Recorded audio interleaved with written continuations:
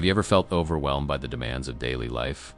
Searching for a greater purpose and wisdom that can truly transform your life?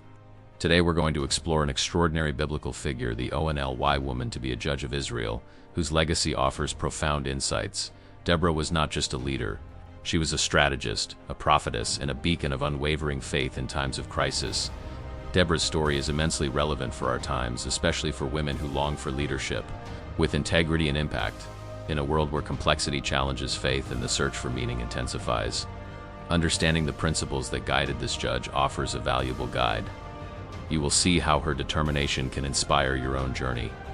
In this video, you will discover the power of the Bible's only female judge, diving into the 4 essential strategies that defined her leadership. We don't promise magical solutions, but rather a deep, ethical analysis based on the scriptures that can illuminate your path, preparing you to face challenges with a new perspective of faith and action. To truly absorb the lessons from Deborah, it's crucial to understand the challenging context in which she lived. Imagine a nation in decline, oppressed by enemies, where hope seemed to be fading away. It is in this turbulent setting that the story of her rise begins to unfold, revealing the foundation of her authority and influence. The period of the judges, as narrated in the Bible, was an era of deep political and spiritual instability for Israel. The people repeatedly turned away from divine principles, resulting in cycles of oppression by enemy nations, like the Canaanites led by Sisera. It was a time of disorder where everyone did what was right in their own eyes. In this landscape of chaos and hopelessness, the figure of Deborah emerges, standing out not only for her wisdom but also for her deep connection with the divine. She was not a warrior by training, but a prophetess and judge, that is, a mediator and counselor for her people. Her decisions were considered just and came from a higher source. Different perspectives can analyze Deborah's appointment.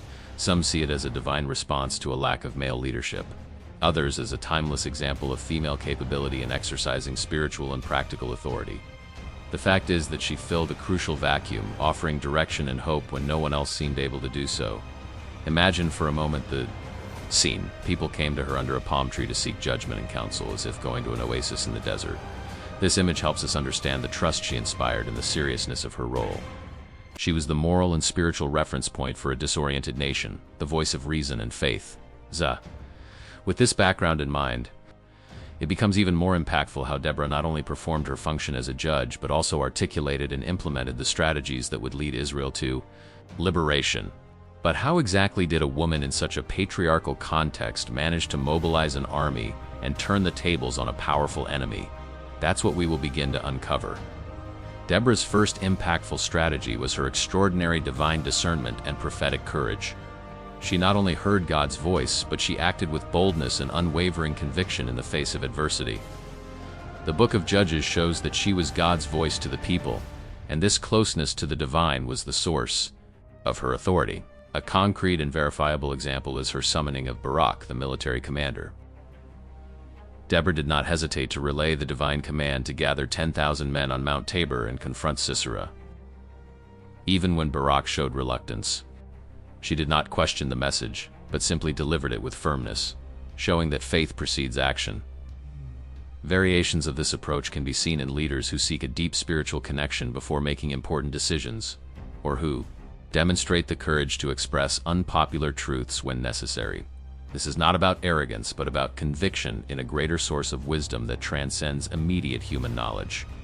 However, it is crucial to recognize that this strategy does not apply to everyone in the same way. Deborah's prophetic discernment was a specific gift of her calling. We cannot promise that we will hear God in the exact same way. However, the search for divine wisdom through prayer, meditation, and the study of scriptures is accessible to everyone, offering clarity and direction. Deborah's courage to speak and act based on this discernment not only inspired Barak, but also laid the foundation for a powerful alliance. She didn't just want to give the order. She was willing to go along, solidifying trust and demonstrating the value of collaboration. And this strategic partnership is what leads us to the next great lesson of her leadership.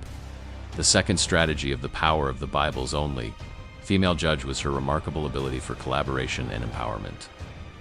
Deborah understood that true leadership is not about acting alone, but about inspiring and empowering others to fulfill their roles. She did not take the front line in the physical battle, but she ensured that Barak had the conviction to do so. The dialogue between Deborah and Barak is a living testimony to this strategy. When Barak hesitated to go into battle without her, Deborah did not diminish him, but agreed to go, with one condition: the glory of the victory would not be his, but a woman's. This attitude empowered Barak, ensuring he would act, while also highlighting divine sovereignty. This approach can be adapted in various modern contexts. Effective leaders today understand that delegation, recognizing the potential in others, and creating a supportive environment are crucial. Instead of centralizing all power, you can seek out diverse talents and encourage them to contribute with their own strengths and skills. It is important, however, to understand that empowering does not mean exempting from responsibility. Barak still needed to lead the troops. There are times when a leader needs to intervene directly, but Deborah knew how to discern the need to be present as moral and spiritual support, without taking away Barak's authority on the battlefield. Deborah's presence on the battlefield, even without taking up arms, was a catalyst. She transformed reluctance into a strategic and unified movement. This union of forces, spiritual leadership, and military action culminated in a battle plan that, despite seeming improbable, was executed with precision and resulted in a resounding victory. The third strategy that reveals the power of the Bible's only female judge is her skill in strategic leadership amidst chaos. Although divinely guided, Deborah did not ignore the need for a concrete plan of action. She gave Barak precise instructions on the location and timing of the attack, demonstrating a tactical understanding beyond the ordinary for her time. Deborah not only prophesied the victory, but also outlined the necessary steps to achieve it. She understood that faith without works is dead, and that divine intervention often manifests through strategic human action. The choice of Mount Tabor and the Kishon Valley for the battle was not random, but calculated to exploit the enemy's vulnerabilities. We can apply this strategic vision in our own lives. When you face a problem, it's not the prey. You must also plan, analyze the circumstances, and identify the available resources. Whether in a professional project or a personal challenge, the combination of faith and planning increases the chances of success, inspiring your team or family. However, it is essential to recognize that human strategy has its limitations. Deborah knew that the final success depended on divine intervention, like the flood that drenched the valley and immobilized Sisera's chariots. Our faith reminds us that not everything is under our control, but it drives us to do our part with excellence and wisdom.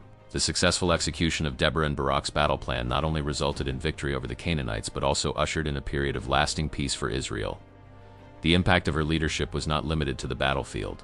It extended to the restoration of the nation and the celebration of God's glory, revealing the next facet of her greatness. The fourth and final strategy that highlights Deborah was her unwavering integrity in the way she celebrated the victory, attributing the glory to God. After the defeat of Sisera and his armies, Deborah, along with Barak, sang a song that not only narrated the events, but primarily exalted divine sovereignty. The Song of Deborah is one of the oldest poems in the Bible and serves as a testament to her humility and recognition that the victory came not by human strength, but by the intervention of the Most High. This attitude of gratitude and praise strengthened the people's faith and consolidated the values she represented, ensuring the nation would remember its liberation. This posture of integrity and gratitude is a valuable adaptation for leadership in any sphere, recognizing the contributions of others, giving due credit, and for those with faith, attributing success to a higher power, strengthens a leader's character and inspires trust. True leadership does not seek self-aggrandizement, but the greater good. However, it is vital to distinguish genuine celebration from self-promotion. Deborah's intention was to build up the people's faith and glorify God, not to boast of her deeds. When positive results occur, it is crucial to maintain the right perspective, remembering human limitations and the circumstances that contributed to the success. The 40 years of peace that followed Deborah's victory are a testament to the lasting impact of her leadership and the strategies she employed. Her story challenges us to reflect on how we can apply these timeless principles in our own contexts, seeking an unwavering transformation in our leadership and daily purpose. Let's move on to the practical steps to implement these teachings in your life. First, dedicate time to seek discernment, whether through meditation, prayer, or deep reflection on the challenges you face. Inner clarity is the starting point. Next, identify opportunities to collaborate with and empower other people in your circle of influence. Remember, an effective leader multiplies their impact by lifting up those around them, creating a community of purpose. Develop your strategic leadership skills. When facing a difficulty, pause to analyze the situation, identify resources, and plan the next steps. Avoid impulsiveness. Finally, cultivate integrity and gratitude. When you achieve a goal, celebrate humbly, acknowledging all the hands that helped you and the divine assistance. This posture not only keeps you grounded, but also inspires respect and loyalty, solidifying your position as an authentic and trustworthy leader in any area. We invite you to share in the comments your insights on Deborah's leadership and how these strategies can be applied in your own life. Which of the 4 strategies resonated most strongly with you? Your experience can inspire others in our community. Let's build a space for dialogue and growth together. Deborah's story is a powerful reminder that even in the darkest moments, faith and authentic leadership can ignite hope and catalyze transformation. May your journey be marked by the same boldness, discernment, and integrity that made her an unwavering judge and an inspiration to us all.